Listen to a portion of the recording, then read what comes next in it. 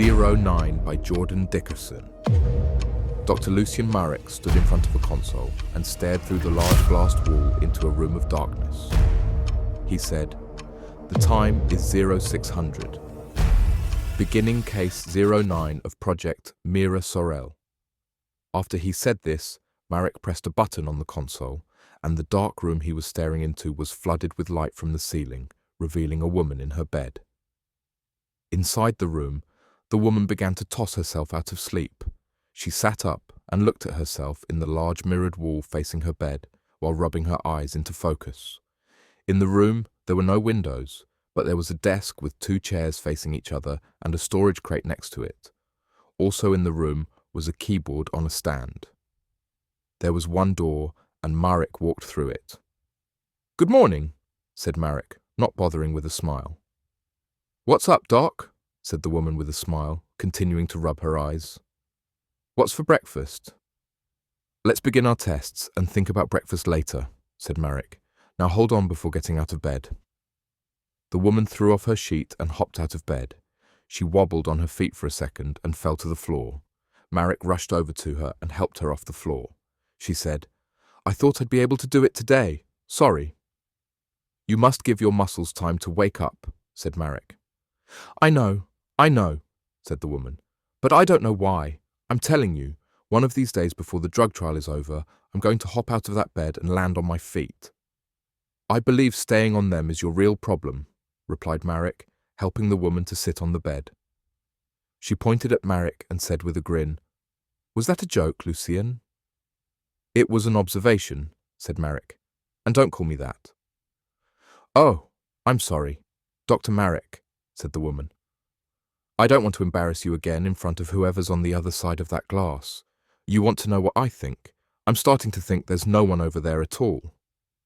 "You're welcome to think what you like," said Marek. "Try to wiggle your toes." "Okay, you don't have to tell me," said the woman. She started to wiggle her toes and said, "Does that satisfy your fetish for the day, doctor?" "It satisfies the first test for today," replied Marek. "Now try to stand. Slowly. Grab hold of my arm if you need to." Marek took a step back and held out his arm. The woman pushed herself up from the bed and wobbled like a fawn taking its first steps. Marek began to move towards her, but she held out a hand to stop him and said, "No, I can do this." The woman put one foot after the other and walked a circle around Marek, becoming steadier with each step. She stopped in front of Marek, smiling with her hands on her hips. "Excellent," said Marek. He held a hand out towards the table with the chairs and said, "Let's proceed." The woman threw up her hands and rolled her eyes. She walked over to the table and sat down in the chair facing the mirrored wall. Marek joined her at the table, sitting in the chair on the opposing side. "State your name," said Marek. "Mira Sorel," said the woman. "Did I get it right?" "How old are you?" said Marek. "Feedback helps," replied the woman. Marek continued to stare at her without moving a muscle, and she eventually said, "I'm 25 years old. Would it help if I added the months and—" "Where were you born?" said Marek. "Cutbank, Montana," said the woman. "It's where the Rockies meet the plains." Marek gave her another one of his frozen stares. The woman said nothing back. She crossed her arms on the table and stared back at Marek.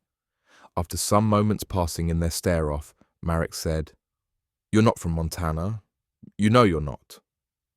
"Oh, I think you might be right," said the woman, feigning ignorance and not trying in the slightest to hide it. "Where am I from? Can you give me a hint?"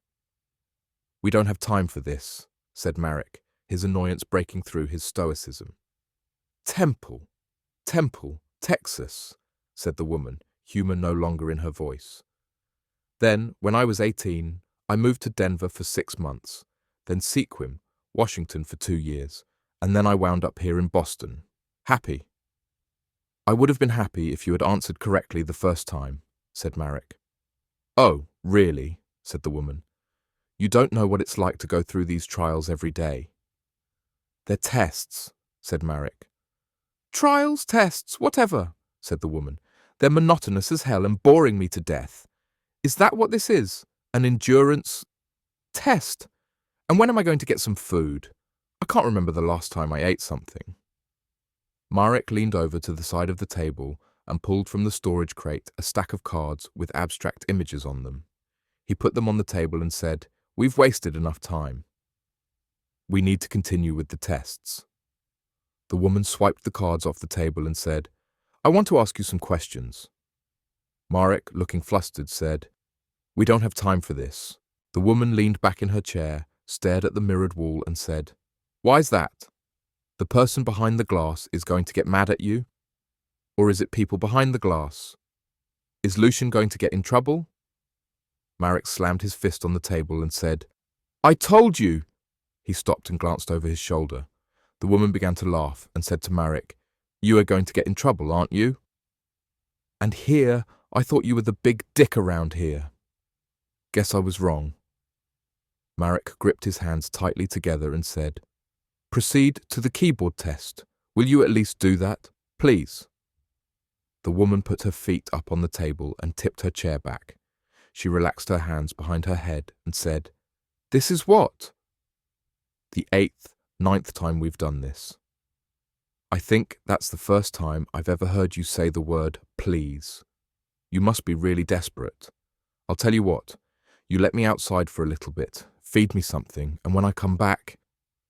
The woman went limp in an instant and fell out of her chair and onto the floor. Marek stood up and stared at her, shaking his head in frustration. The door to the room opened and in walked 3 men in lab coats. "She was progressing, I swear," said Marek. "After 9 sessions, the pressure must have gotten to her. This is data we can use. I promise 1-0 will be a more promising model." One of the men in lab coats walked over to Marek and put a hand on his shoulder. This man was Dr. Ken Wexler, and he said, "You look tired. You've put in a lot of work with this Mira Sorrel project." Wexler turned and looked at 2 men in jumpsuits who walked into the room with a stretcher and a body bag with a biohazard symbol on it. The 2 men put the woman into the bag and wheeled her out of the room on the stretcher. Wexler turned back to Marek and said, "Before you start on 1-0, why don't you go to your quarters and have a rest, huh?" "I promise 1-0 will be better," replied Marek. Wexler patted his shoulder. He started to lead Marek out of the room and said, "Yes, after your rest." In Marek's quarters, Marek sat on the end of his bed, wrestling with his thoughts from the failure of the day and staring at himself in the mirrored wall that faced his bed. In an instant he went limp, fell to the floor, and everything went dark. Marek woke up lying in his bed, with light from the ceiling flooding his room. He sat up in bed and stared at himself in the mirrored wall while rubbing his eyes into focus. He shifted himself, so he was sitting on the side of his bed, and he placed his feet on the cool floor. Marek pushed himself off the bed to stand, and after a brief moment of stability, he tumbled forward, landing on his hands and knees. On the other side of the glass, Wexler stood, staring into the room, and said to his staff, "I have a good feeling about 03.